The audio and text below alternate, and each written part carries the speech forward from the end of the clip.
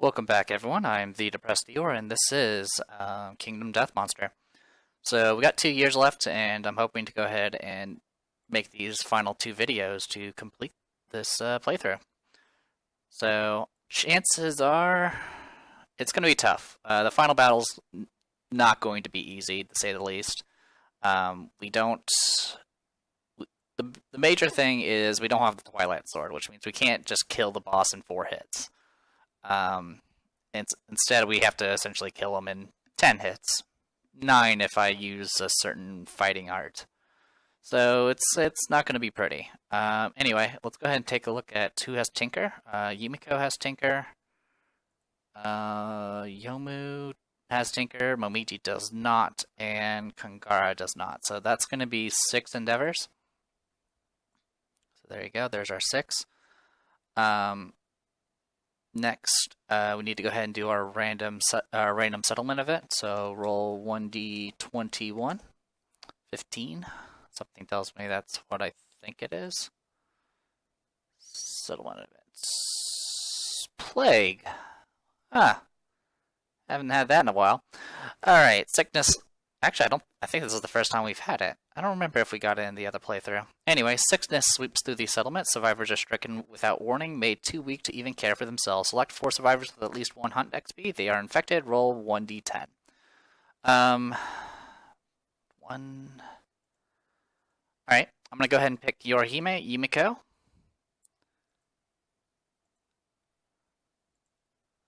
Mera. And Kangara. The reason I'm picking these 4, one is because Yumiko has already died and therefore is missing the next hunt anyway. Yorihime, Mera, and Kangara all have burning ambition, so they can't skip the next hunt no matter what. So that's going to be my choices. Next, I have to roll a 1d10 on each of them, and we'll see what happens. So I'm going to go ahead and roll 4d10 and do it based off the tabs above in that order, from left to right. 9, 4, 8, 4. Alright, so 9, Yorihime makes a recovery. And it looks like everyone else is, does the settlement have bloodletting? No. Your body tries to fight the infection. Unless you receive treatment, see below, you will die at the end of the settlement phase. Now the good news is we didn't get 1 or 2, because if you did, you would die instantly and suffer and get plagued the next year. This is a very nasty thing to get. I've done a playthrough with a friend where we had that in the very beginning. Now, granted, we got down to like 4 population because of plague, but then we actually started to bounce back. So even if you get this in an early game, it's devastating, but it's not the end of the game. Also, if you have ammonia, you can actually do an endeavor to treat individual survivors, and if you get a 9+, you can remove the plague effect from the timeline. We don't have to worry about that, and honestly, I don't have to worry about fighting the infection because everyone has burning ambition, so they'll just fight through it. Alright, so that's good.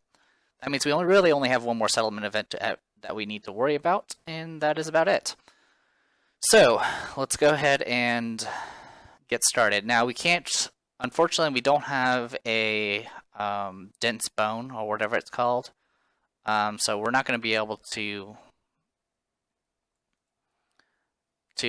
finish the gourmet set, but I'm not that concerned about it. Anyway, that being said, let's take a look at the timeline. This is year 19, so we have a Nemesis encounter, and that is it. Now, is there anything I really want from our innovation deck? I think the only thing I would even be interested in is pictographs, because then I could just run away from the upcoming fight, because I don't really want to be... I don't really care to fight the hand. Then again, if we win against the hand through defense, we'll actually potentially get some free buffs. So that's an option. The only concern I have is, of course, if anyone dies, they're not going to be able to participate in the fight against the Watcher. At least I believe that's how it works. Anyway, right now we have 1, 2, 3, 4, 5. We have 5 organs. So I'm going to go ahead and use 2 monster organs, and I'm going to go ahead and get started on rolling 5d10 and seeing if we can actually get something from... we need to get a Gormite from the Gorm Chemist. So let's see if we can pull that off. 5d10. 19. That's going to get us a Steadfast potion. Alright, so we get ourselves a Steadfast Potion.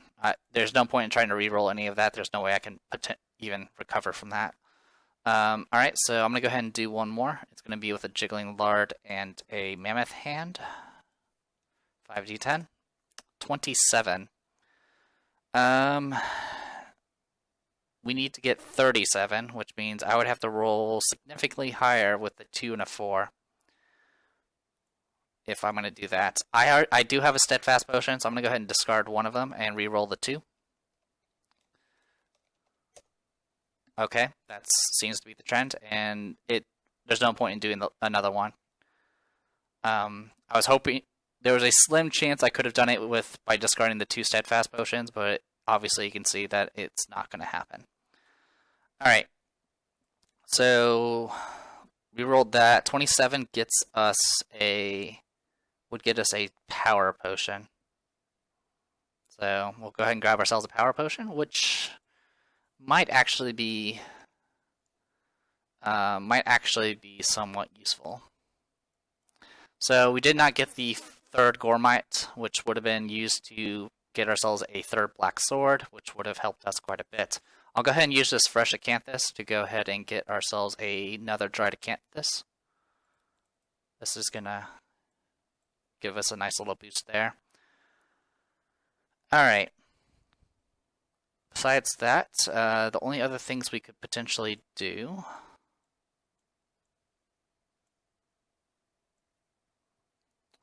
we could go ahead and innovate. We might as well. There's not really anything else I am that concerned about, so we'll go ahead and do that. Use one of these, and let's see what we get for our final innovation. We have 9 cards left in the deck, so roll 49. Re-roll duplicates. Alright. 1 is Bloodletting, 2 is Records, 5 is Pictograph, and 7 is Partnership. I'm going to go ahead and grab Pictograph so we can run away if necessary. This will, of course, put a Pictograph consequence in, which I think is Memento Mori. Yeah. So I'll go ahead and add Memento Mori.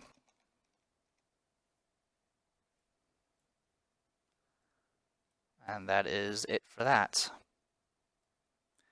Alright. So all that's taken care of. Next, we have 5 endeavors. I'm going to go ahead and just do drums 5 times. So 5d10. I could try to bolster some people's experience, but I honestly don't care. I mean, we could potentially get Yomu to max level. There's also Tenchi. Anyway, we'll do 5d10. We got 2 9+s. Let me see what the results are entirely. 2 of them are +1's Insanity, so I'm going to go ahead and apply that to Yomu because she needs Insanity. And then we have 1 +1 Survival, which I'll just give to Yomu. And we can remove 2 disorders. I'm not that concerned about Yorihime, for the most part. She has the highest strength of everybody, I think. Yes, she has the highest strength because of the Bone Witch Scar. Obviously, Hoarder and Secretive don't really matter. Prey doesn't really matter as long as she's insane. So not that worried about that. Hypersensitivity is good on Yumiko. Apathetic. I mean, at this point, I've kind of just let Mara be kind of a lost cause. Honestly, if I had gotten rid of Apathetic sooner, it probably would have worked out better for her. But for the most part, I've just been using her as kind of just fodder. And she's probably just going to go and fight the hand. Kungara is Enfeebled. That is something we probably want to get rid of. Weak Spot Waste. Weak Spot Helm. I'm not concerned about Stark Raving. Enfeebled can be an issue, because that means she would die from bleeding out sooner. So yeah, we'll go ahead and drop to Enfeebled. And we'll go ahead and get rid of... I'm not concerned about weak spot waste, but we could probably get rid of weak spot helm just to make sure we can always use Tenchi. It's either that or get rid of Stark Raving, but honestly I'm not that concerned about Stark Raving. So yeah, we'll get rid of weak spot helm. Alright. So those are taken care of. Now we just gotta get ready for the hand. Now it's either we fight the hand or we fight a Kingsman at level 2, and I really don't want to mess around with the Kingsman. With all of his fancy abilities and all that nonsense, he's just not going to be that great to fight against. He'll just rip us a new one. So the plan is we just need to send a group to prepare for this upcoming battle. Potentially, if we get super insanely lucky, we could take out the Kingsman very quickly, because we can see what the top card of the hit location deck is, but honestly, I'm not going to risk it. Also, at this point in the game, Reverberating Lantern is no longer useful to us, so we're not going to take it along. Lucky Charm and all that's still useful for the most part. So we can definitely get ready for things like that. I'm just seeing what all our options are. The Power Potion would be really useful, potentially. Once per showdown, gain +1 strength tokens for each green affinity you have, which this, of course, has 4 green affinities.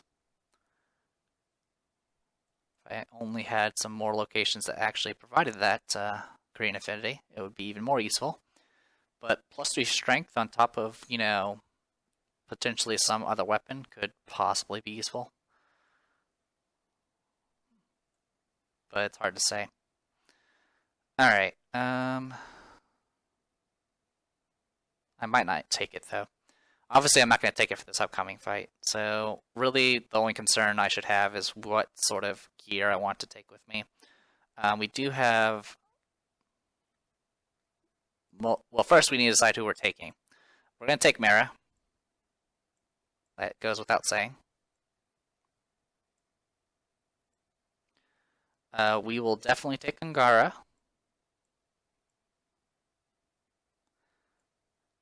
With her vast amount of injuries. So let's get Mara up here. Kangara will be there for now. And then for our other options, we can drop the Lucky Charm temporarily. We can take an Acanthus plant, just in case. Is there anything else I would like to take with me? I could have potentially made some leather if I really cared to. We do actually have a leather, so I could go leather, hide, and bone, and make another round shield. That'll get us the full assortment of shields for the group. You know what? I think I will go ahead and do that. Hide and bone. Now get us one more shield. So what I can do here is, we don't need these connections, so I'm just going to do this and that to maximize our defenses. Get rid of Yumiko. We don't want to risk Yumiko. So the question is who else do we want to take? I'm thinking Yorihime. She can afford to take a bunch of injuries, and she's not really in any serious danger. So we'll go ahead and put Yorihime here. And then actually shift you there. And then we need to take one tank with us. And I'm thinking Tenchi. I think Tenchi has the best chance of surviving all this. So something like this. I think that's more than doable.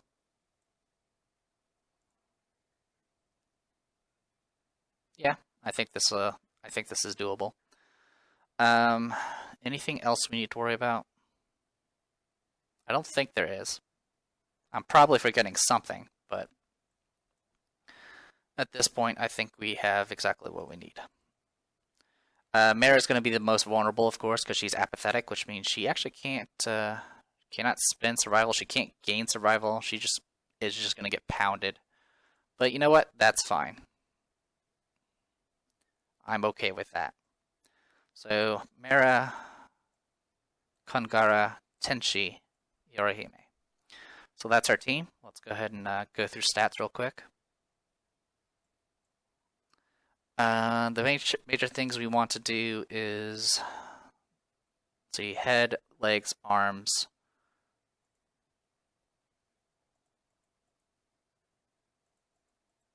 There you go. So that's taken care of, and one on the body, and nothing else for her. We do get like a bunch of additional departing survival because of the what do you call it? We have some Nemesis specific bonuses because of our innovations, so we get like +4 in total. So we're definitely going to be maxed out on survival. There's no question about that.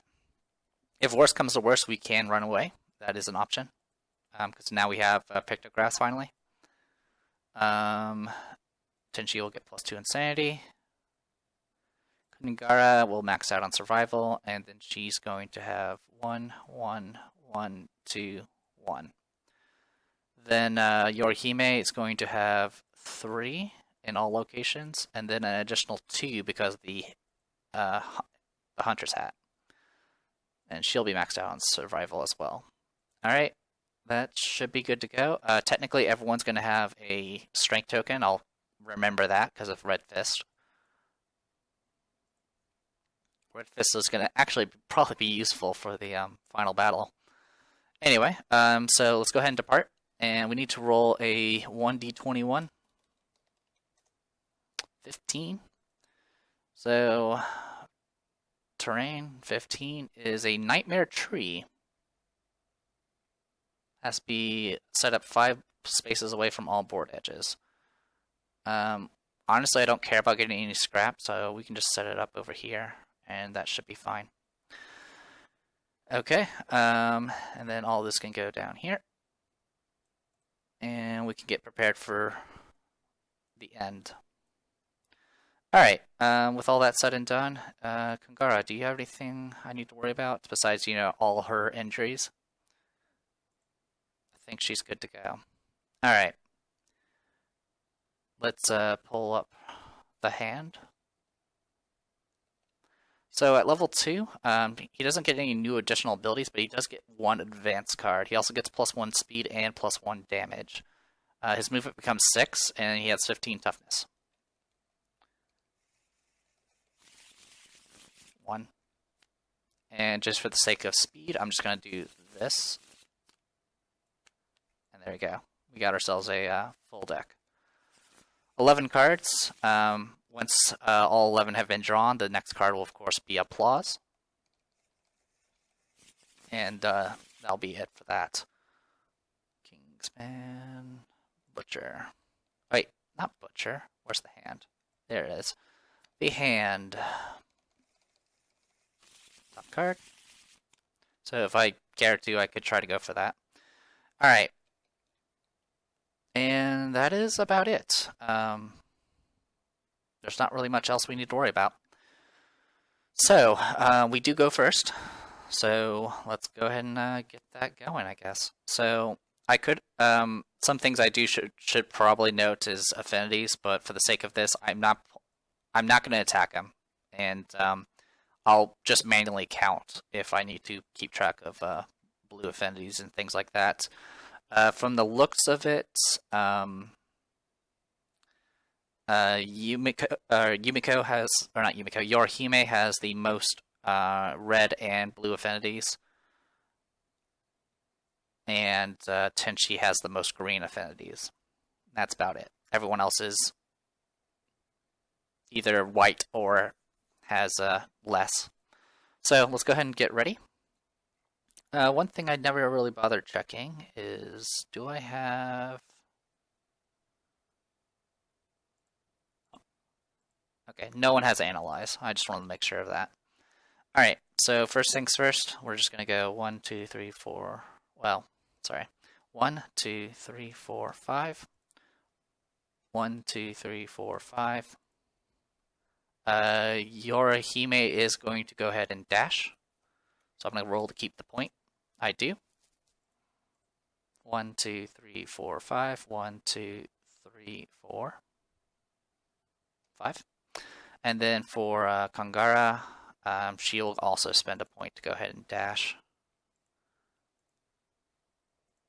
1, 2, 3, 4, 5. 1, 2, 3, 4. Okay. So that's kind of what we're looking at here. We could potentially be in danger because Mara can't dash. And if that becomes an issue, things can get ugly. In fact, I'm going to have the starting facing direction be this way, just in case. All right. With all that said and done, let's go ahead and do this. I don't think there's really anything particular we need to show up. Rude Slap. When this monster is drawn face down, the monster points at the ground. When this card is drawn face up, target and attack a survivor in the right spot. This is a 3 speed, 2 accuracy, 7 damage attack. And if no one is in that spot, we will suffer the penalty. Alright, so this is now on top and facing up. Alright, so the question is who do I want to get hit with the slap? And also, unless I say otherwise, every single one of these characters, their action is going to be blocking. So that's said and done. I think best bet will probably be Tenchi. Tenchi can soak the blow. So Tenchi's going to go 3, 4, 5 and go right there. Everyone else, 1, 2, 3, 4, 5. 1, 2, 3, 4. 1, 2, 3, 4. Okay. So that's our turn. Everyone's blocking. And let's go ahead and get started. So now Root Slap is drawn face up. So it's going to be whoever's in that spot, which is of course Tenchi. Monster does have +1 strength, +1 damage, +1 speed because it's level 2. And yeah, so we're gonna go ahead and roll the attack. So this is 3d10. 1 miss and 2 hits. This would have hit on 4s. Wait, 2 evasion plus 2 evasion. Actually, it hits on 6s, so this is still 2 hits. And 1's going to be blocked. So I'm going to go ahead and roll the hit locations. So 2d6. 1's going to be on the legs. 7 damage to the legs, I think it is. 7 damage to the legs, or 7 damage to the chest. I'm going to go ahead and dodge and block. So there you go. I do have extra sense, so Tenchi can potentially block more attacks. So that is an option. Alright, it is now officially our turn. I'm going to go ahead and stagger our positions a little bit. Like so. And everyone's blocking. Next turn. Line up. So once again, we have to all get in position. So, and this is once again a nasty attack because it's going to hit everybody. If not everyone is hit, it's going to result in a penalty. So we have to do this. So, 1. Everyone's blocking. All right, let's go ahead and get started. So 3 speed, 7 damage. I'll start with Yorihime first. 3d10. 2 hits, it's looking like. Yeah, it's definitely 2 hits. I'm just going to go ahead and dodge one of them and then block the other. So 1d10. She keeps the point. Alright, next is going to be Kongara. 3 hits. Unfortunately, she's not going to be able to avoid all of them. So 3d6. 2 in the chest. And, well, actually, they're all in the chest. So there's actually no point in dodging, because this is going to definitely cause a critical wound to the chest. Which all that's going to happen is it's going to soak a Dried Acanthus. And it's also going to knock her down. So, yeah, I blocked one of the attacks and then took about 14 damage to the body. So have fun with that. You've been knocked down.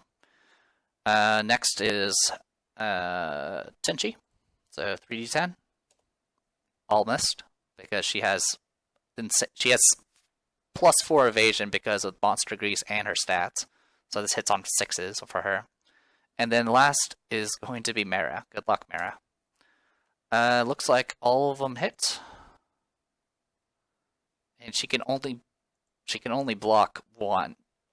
And she can't evade. So 3d6, 2 legs, and 1 body. She'll block the body and then take the rest of the legs.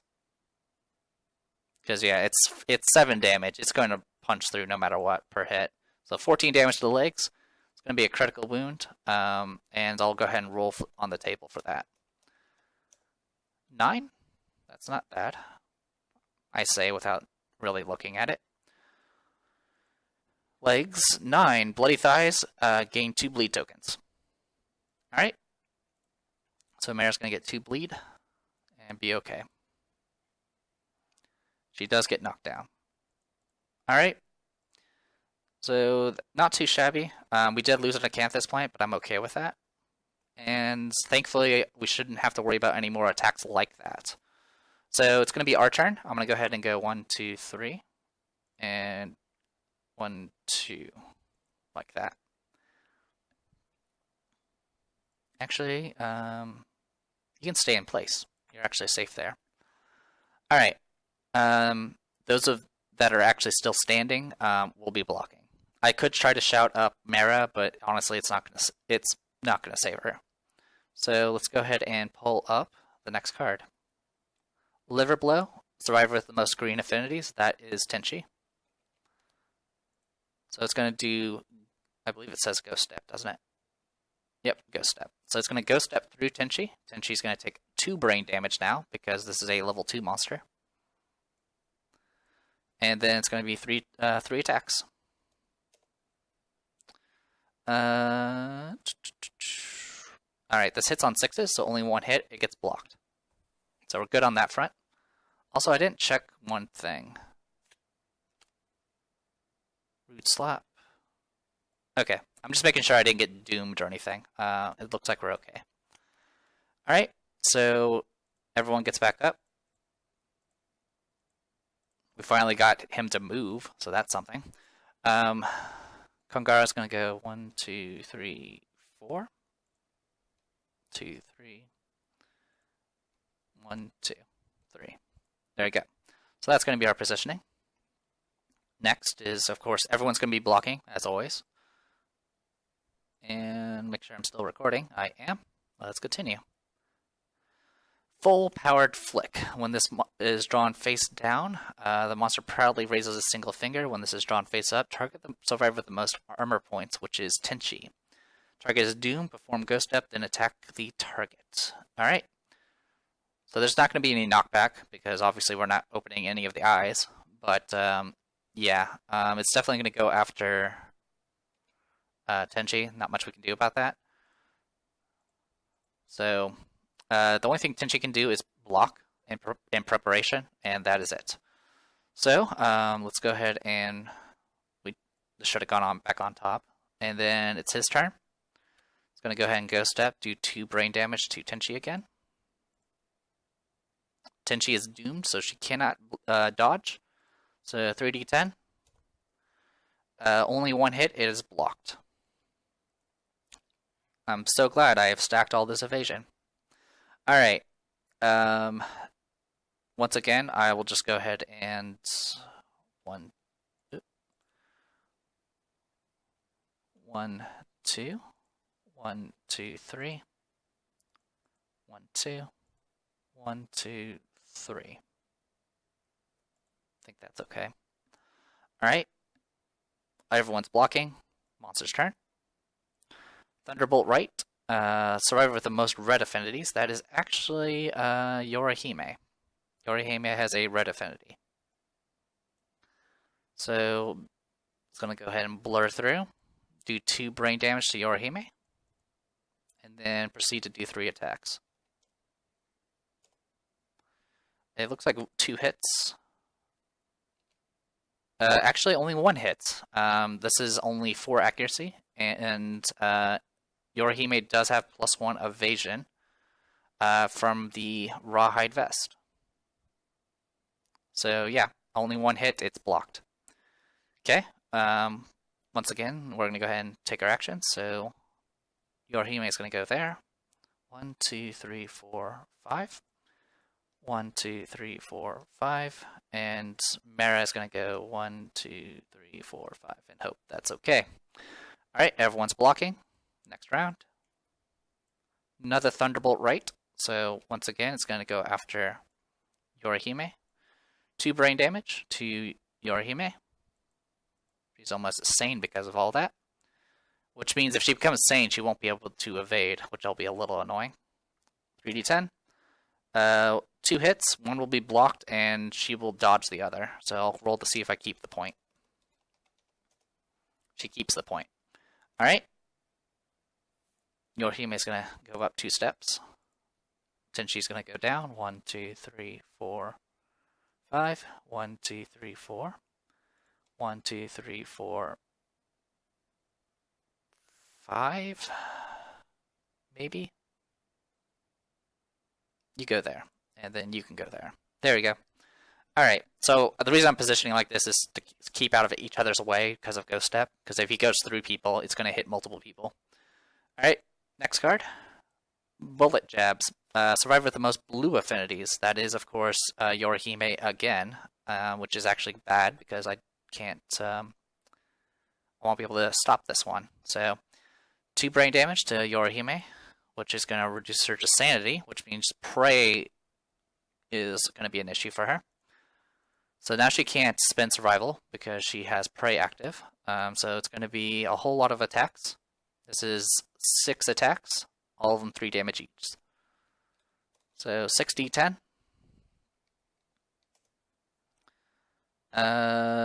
Looks like 5 hits. So 5d6. Arms, arms, body, legs, legs. Alright. Let's see what we can... I can block 1. So we'll see what we can do with that. So Yorihime will take 3... I believe it's 3 damage. Yep, 3 damage. 3 damage to the body. And then she will take 3 damage. She will block one of the arm hits. So she'll go down to 0 armor in the arms, take a severe in the legs, and that will be it. So with that, it's just going to remove a Dridecanthus, and that's it. And that's pretty much all of our spares, which is a little annoying. Alright, and she does get knocked down. Alright. So a lot of nasty attacks. I probably should have worked a little bit. I should have probably made an effort to get rid of some of the affinities. Anyway, we'll go ahead and make some movements. 1, 2, 3, 4, 5. And that's pretty much all I can do. Everyone's blocking that's standing. Next card. Bullet Jabs again. Survivor with the most blue affinities, which is, of course, Yorihime. So Yorihime is going to take 2 more brain damage, which is going to reduce her to 0 insanity. Once again, 6 attacks. All of them hit. She's not blocking, so this is just going to be 66. So she's going to take...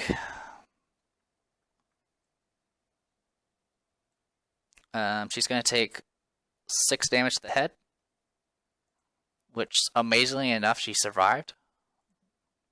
Which was one of the few things she could have soaked. 6 damage to the waist. So this is a critical wound to the waist. Critical wound to the body. Yeah, 6 damage to the body, 6 damage to the waist. So critical wound to those 2 locations. Let's go ahead and roll for the body first.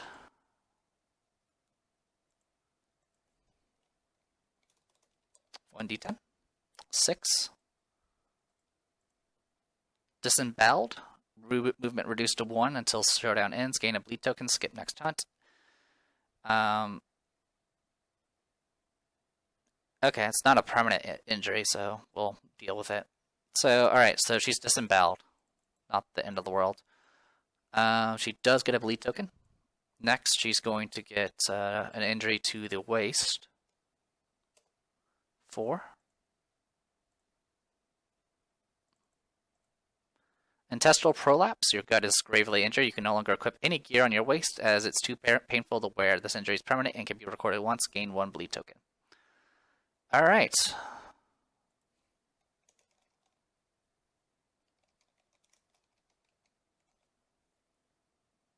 Bleed token. She no longer has really any armor left anywhere because she's been practically brutalized.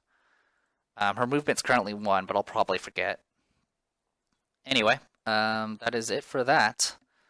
Good news is that's the last bullet jab because there's only two copies of it. Anyway, 1, 2, 3, 1, 2, 3, 4, and okay, let's do this. Everyone's blocking. That's actually funny enough. She does stand because she was already knocked down prior. She will go ahead and take 1 step and block. And next card. Soft Chuckle. All non-death survivors lose 1 survival and roll 1d10. Alright. Good to know. All non-death survivors lose 1 survival. Kangara is deaf.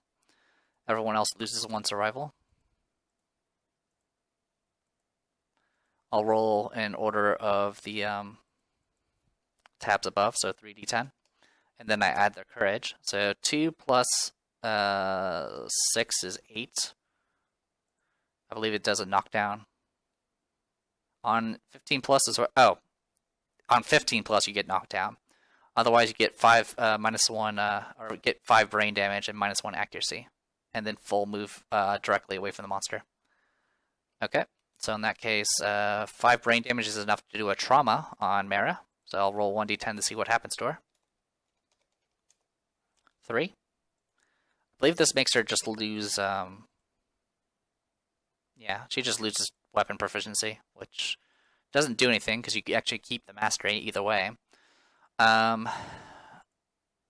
So yeah, and then she has to full move away. Oh, she also gets a minus 1 accuracy token for what that's worth. Anyway, 1, 2, 3, 4, 5. Next is Tenchi. Tenchi is 8 plus 9, which is 17, which will knock her down. And then Kangara, it's same thing. It's just going to knock her down. Or not Kangara, sorry. Yorihime.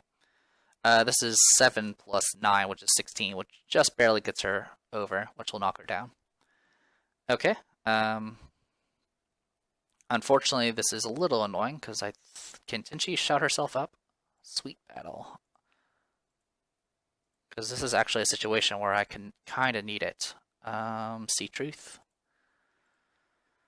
Sweet battle. You may search without spending survival. If you do, the action must be activating a weapon. Okay, not helpful. And Kangara can't do anything with that. Yorihime has prey, so yeah, this is actually a slightly bad situation because I can't block this round. Alright, well that's it for that. So I'm not going to move. Anyone that's still standing will... Actually, sorry, I will move. 1, 2, 3, 4, 5. And then we'll block. Alright. Liver Blow. Survivor with the most green affinities. That is Tenchi, so it's going to go zipping through her. It says Survivor, it doesn't say Threat. So, it has to go for her. 1, 2 brain damage. And then 3 attacks. 3d10. I think all of them missed. Yep, all of them missed. So all of them missed, she's good to go. Everyone gets back up. Now you might be thinking we're doing okay, but this last card is going to be the advanced card because everything else has been basics. So we'll look forward to that. 1 step. 1, 2, 3, 4, 5. Everything else is good to go. Alright, everyone's blocking that canyon block. Small uppercut. Random survivor with white aura. That is actually Mara. Mara's the only one with a white aura right now. So 1, 2, 3, 4, 5, 6, blah blah blah. Get through that. Bad news is it did hit Tenchi, so Tenchi will suffer 2 brain damage. Not that that really matters because she's struck raving. And of course, Mara is going to suffer her brain damage, which is of course going to make her brain trauma again. So I'll roll 1d10 for that. 6.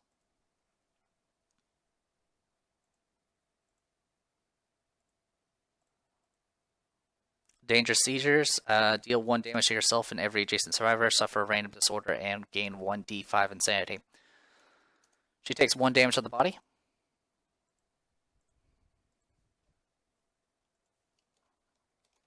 She gains 5 insanity.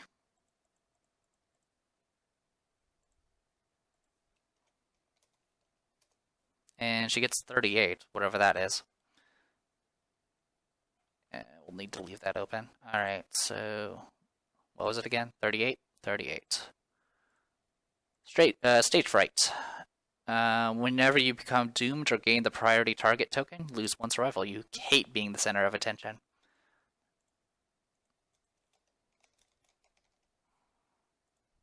Then again, she's probably just apathetic about it.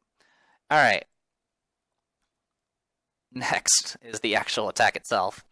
Alright, so target is doomed, not that it matters. She can't use survival anyway. And this is speed 2, damage 10.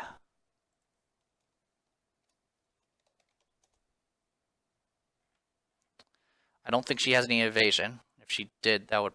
Actually, sorry, she does have evasion, which I should have noted before.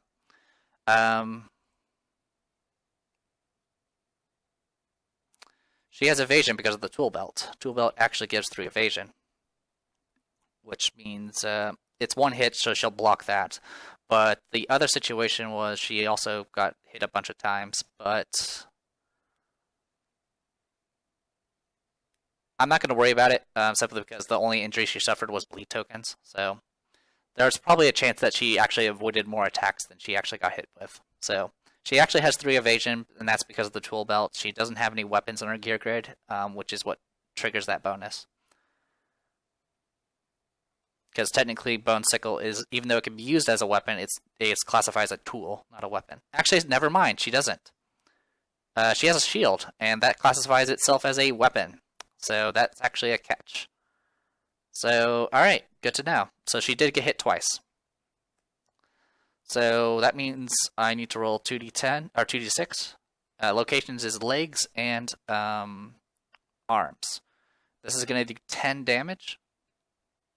So wherever I pick, it's going to get criticals anyway. So I'm going to pick the legs again and block the arms. So once again, 1d10, 9. I believe 9 is just another, it's the bleed again. Bloody thighs. Yep. She nearly died from bleed, but she's actually alive. And technically she doesn't get knocked down because she didn't suffer a knockdown again. Alright. And that is it. That is everything. So we have 1 round to do whatever we want, and then he's going to draw applause. So let's just go ahead and knock that out. Let's deal with the applause first. Well, we have to. So the hand, AI cards, special, applause. All right, I'm gonna roll 4d10 in the order of the tabs above. So 4d10. Okay. Mara and Kangara both die. So she's going to have to skip next time. It's not. Oh, wait, she doesn't. She has Burning Ambition. Kangara also dies, but of course she has Burning Ambition, so it doesn't matter. And then Tenchi and Yorihime each get +1 permanent strength, accuracy, evasion, and a random fighting art. So yeah, not too shabby. So this actually brings Tenchi up to 3 evasion, which is awesome, to say the least. And then, of course, we have Yorihime getting +1 strength, accuracy, evasion. There you go. And then they each get a random fighting art, so I'll go 2d47. Both of them are expansion. Oh, also, for each survivor, cure all broken injuries. technically she has no broken injuries. Go figure. Well, I tried. Anyway, let's pull up the expansions. So 44 and 37. 44 is a sneak attack. You get +4 strength when attacking from the blind spot. This is for Tenchi. I will actually drop Transcended Masochist and get sneak attack. I'm not going to end up using it, but it's nice to have, I guess. And then the other one is, of course, 37. 37 is Trailblazer. At the start of all showdowns, all survivors gain +1 survival and up to +1 insanity. So Yorihime, you can replace Mammoth Hunting, well, not Mammoth Hunting, Seasoned Hunter with Trailblazer. And there you go, that is the battle. So let's go ahead and deal with the reward. Mera gets an experience point, Tenchi gets an experience point and levels up, Kangara gets nothing, Yorihime gets an experience point. I'll roll for the age event. So 2d10 for Tenchi, 14. I'm pretty sure that's luck again. Yep, +1 permanent luck for Tenchi. Better than nothing, I guess. And then we do need to do the hand down here. And we need to roll 1d10 and consult the table below. So here we go. 1d10, 5. The hand is a sword loser, punts a broken lantern, one random survivor suffers a severe head injury, scrap. Add 1 scrap to the settlement storage. Alright. Guess that's it for that. If the settlement has blah blah blah. Nope, okay, nothing we need to worry about on that. Also, we could have just chose to run away, and we would have not suffered anything. For one, because we don't have any retired people, but also we also have the guidepost. But anyway, I need to roll random survivor. I'm assuming it's a survivor that's like with us for the hunt itself. So I'm just gonna roll 1d4. 4. That is Yorihime, and it's a severe head injury. And I'm going to assume that the Manhunter hat absorbs it, even though it says each showdown, which is technically this is the showdown. So yeah, she would have suffered a random head injury, which is just going to get absorbed by the Manhunter hat, because we do have the necessary red affinity and blue connection to prevent it. So that works out. We do get a broken lantern resource, so I guess I'll pull that up.